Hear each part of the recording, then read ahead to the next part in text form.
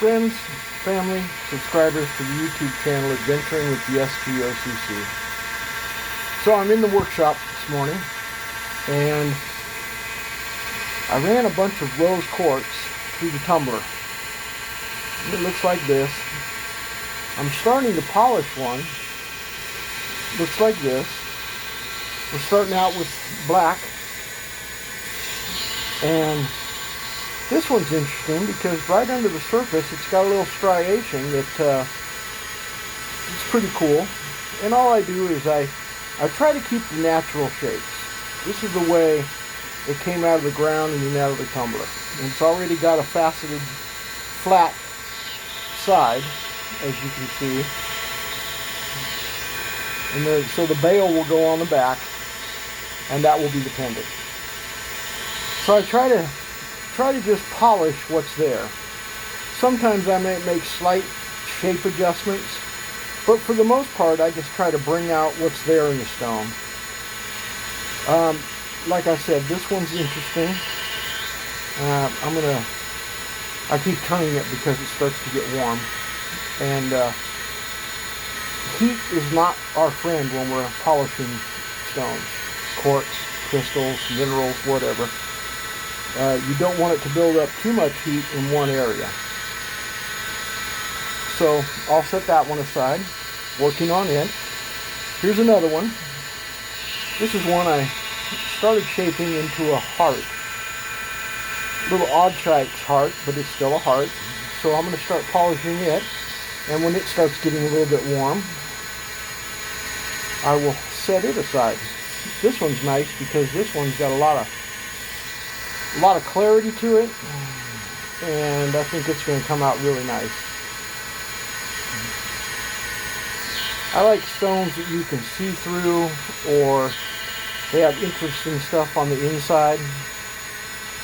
Big shout out to subscriber Greg for providing us with this fantastic Dremel setup.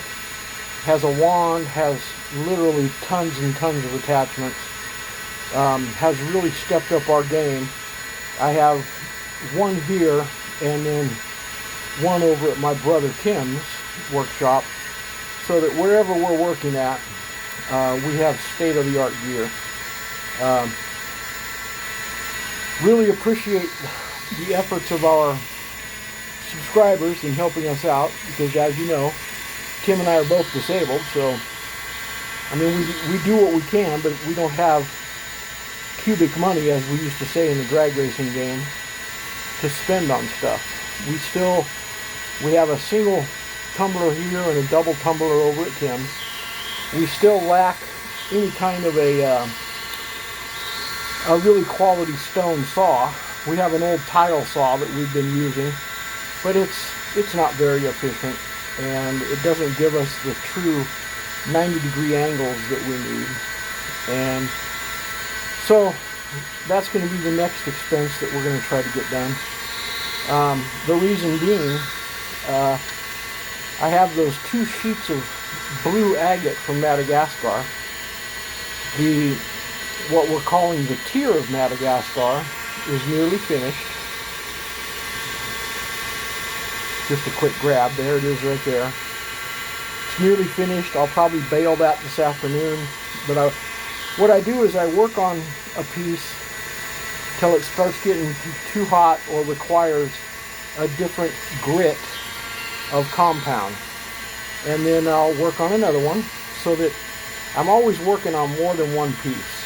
And you can see the way I do this. I don't go in lines or just in one spot. I kind of swirl it around.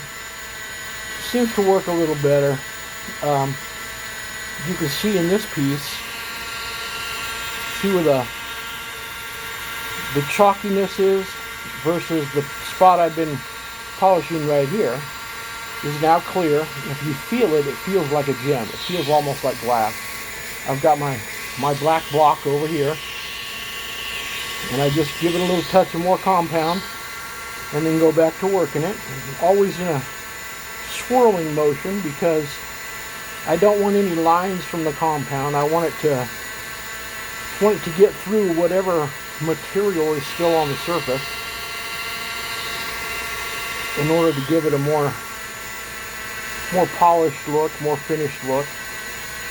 And one thing that Tim and I noticed when we were out looking and also YouTubing other channels and other people that make hearts, almost all of them are very shallow at what we call the V up on the top here. They're almost barely perceptible as a heart. So Tim and I decided some time ago that when we make hearts, we're going to make them more pronounced. I want it to look like a heart. And we've got some interesting pieces. Doggone it, I don't know.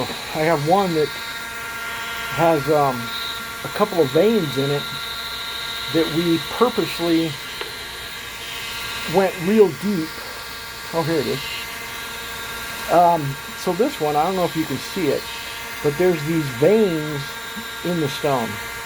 Went pretty deep. So what we're going to do is we're going to polish the surrounding area to a point, and then those veins we're going to bring to a high polish so that they stand out.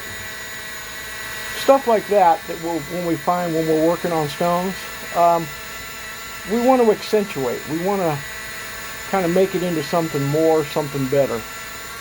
So that's a little glimpse into our operation.